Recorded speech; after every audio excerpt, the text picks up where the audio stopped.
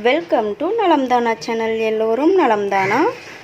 நம்ம சேனலை first time பார்க்குறீங்க அப்படின்னா சப்ஸ்கிரைப் பண்ணிக்கோங்க. பக்கத்தில் இருக்க பெல் பட்டனையும் கிளிக் பண்ணிக்கோங்க.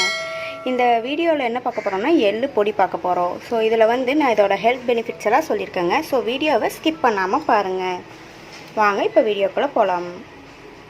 ஃப்ரெண்ட்ஸ், ஃபஸ்ட்டு கடாய் அடுப்பில் வச்சுட்டு 1/2 கப் நான் கருப்பு எள் எடுத்திருக்கேன். அதை ஆட் பண்ணிக்கிறேன்.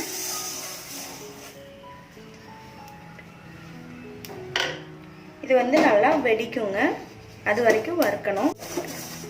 எள்ளில் பார்த்திங்கன்னா நிறைய பெனிஃபிட்ஸ் இருக்குங்க. இது அதிகமாக எள்ளு சாப்பிட்டு வந்தோம்னா ஸ்கின் சம்மந்தமான எந்த நோயுமே வராதுங்க.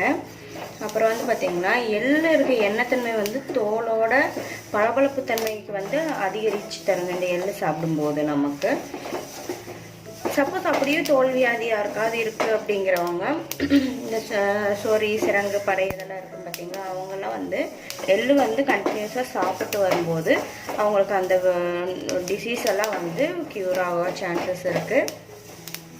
அதேமாரி தோலில் இருக்க சுருக்கங்களும் போயிடுங்க. இது ஒரு சத்தான உணவுன்னு சொல்லலாம்.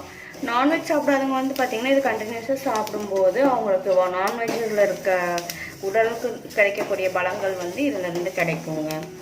இதில் ஜிங்க்கு, இரும்பு சத்து, மெக்னீஷியம், துத்தநாகம் சத்தெல்லாம் நிறையா இருக்குங்க. இது கருப்பு கலரில் இருக்குங்காட்டி நமக்கு கருகுனா தெரியாது. அதனால் இது வெடிக்குங்க. வெடிக்கிறதுலேருந்தே நம்ம கண்டுபிடிச்சிக்கலாம். எலும்புக்கு ரொம்ப வலு கொடுக்குதுங்க இது கண்டினியூஸாக சாப்பிடும்போது. எலும்பு தேய்மானம், அந்த வலுவிழுந்திருக்கு அப்படின்லாம் சொல்லுவாங்க பார்த்தீங்களா, அதெல்லாம் இது சாப்பிடும்போது க்யூர் ஆகிடுங்க. இதை இப்போ வேறு பாத்திரத்துக்கு மாற்றிடலாம்.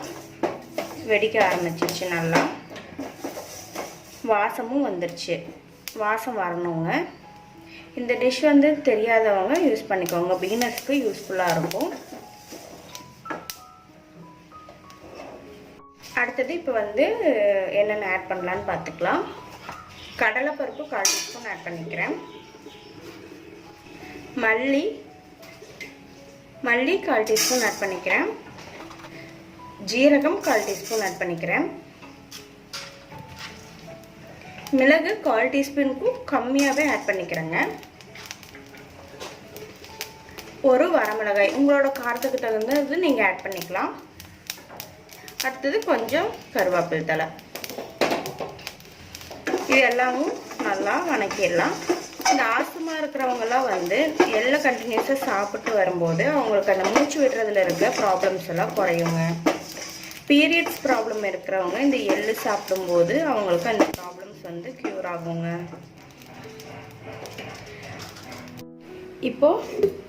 இப்போ எள்ளும் இந்த வணக்கி வச்ச பொருட்களும் ஆறிடுச்சு. இதை இப்போ மிக்சியில் ஆட் பண்ணிடலாம். அடுத்தது எள்ளு ஆட் பண்ணுறேன். இதுகளை இப்போ கொரகொரப்பாக ரிவர்ஸில் மிக்சியில் விட்டு அரைச்சி எடுத்துக்கலாங்க. ஏன்னா இதில் ஆயில் கண்டென்ட் இருக்குது, அதனால் கெட்டி சேர்ந்துடும். அதனால் இப்போ நம்ம இதை அரைச்சிட்டு வந்துடலாம். இப்போ அரைச்சாச்சுங்க. பாருங்கள், இந்த அளவுக்கு தான் அரைச்சிருக்கேன். ஸோ கட்டி சேரல. இந்த மாதிரி அரைச்சி எடுத்துக்கோங்க. இதில் நெய் விட்டு கோகோனட் ஆயில் விட்டு நீங்கள் சுடு சாதமில் போட்டு சாப்பிடும்போது ரொம்ப டேஸ்ட்டாக இருக்கும். இதை நீங்கள் ஃப்ரிட்ஜில் ஸ்டோர் பண்ணி வச்சுக்கலாம். நம்ம ஏர்டைட் கண்டெய்னரில் போட்டு ஸ்டோர் பண்ணி வச்சுக்கோங்க. ஃப்ரிட்ஜில் வெளியே கூட வச்சு 1 மந்த் வரைக்குமே நீங்கள் யூஸ் பண்ணலாம்.